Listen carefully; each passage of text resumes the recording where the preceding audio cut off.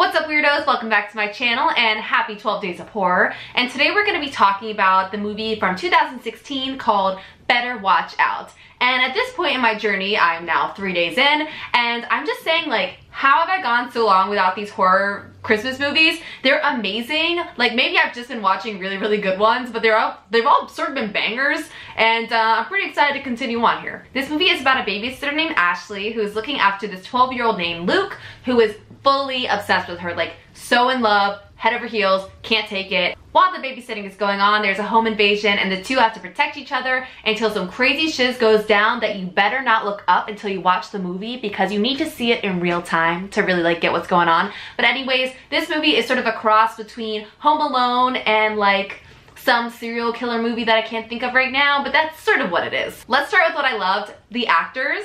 The kid actors in this movie are so good. Levi Miller, who plays Luke, is sort of our main character, and he is just like such a dynamic actor. This character has to show so many sides to himself, and he really nails it on the head. And then I love his little best friend Garrett, who's played by Ed Oxenbould, and when I first saw his name, I thought it was Oxenblood, but it's just not. And he was really awesome, and while I was watching the movie, I was like, I know that kid.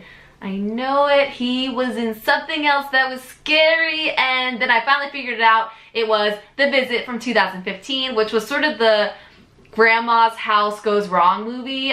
Really good. If you haven't seen it, highly recommend. Very weird. Also sort of a comedy. Very strange movie. Very scary. And then my favorite character was Ashley, who was sort of our final girl, and she's played by Olivia DeJonge.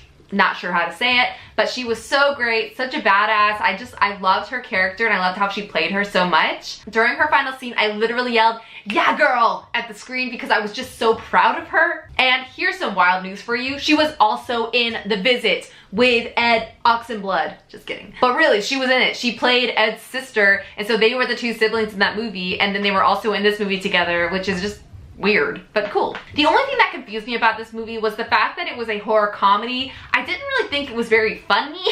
Like, I think there were funny aspects to it, like some of the lines and stuff, but a lot of the content is actually like pretty disturbing. Particularly there was a game of Truth or Dare that made me so uncomfortable. I was like, oh my god, this is a horror movie. This is not funny. But overall, I thought it was a really inventive, really awesome, very original horror movie that I hadn't really seen before, and it's very Christmas based. And now let's get to the ratings. A reminder that I sometimes forget to say whenever I talk about ratings, these are all out of 5, not out of 10. And so the first one is The Scare, and it gets a 3 out of 5 for me. There are moments in this movie that I thought were pretty scary, honestly. Also, like, home invasion stuff always is a little scarier for me. But overall, really cool. The gore also gets a 3. There's not like an overwhelming amount of gore, but there's some fun stuff in there. And just, I'd say, the right amount for any heartwarming holiday horror movie. And the cheese, I'll say like a 2. Like, I didn't think it was really cheesy at all. Like, anything that would maybe be seen as cheesy was sort of like, I think, for the sake of trying to help the comedic aspects to it.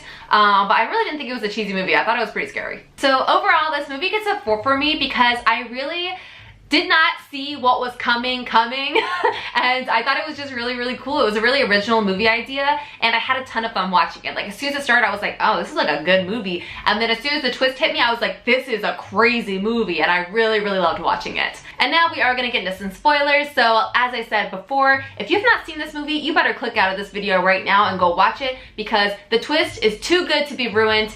But here it comes in 3, 2.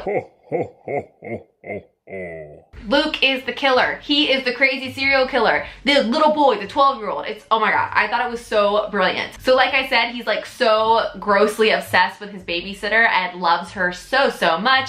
He also happens to be a psychopath, and so that basically leads him to creating this like insane plan to win her over, and he plans it with his best friend, who he sort of manipulates into doing all these things.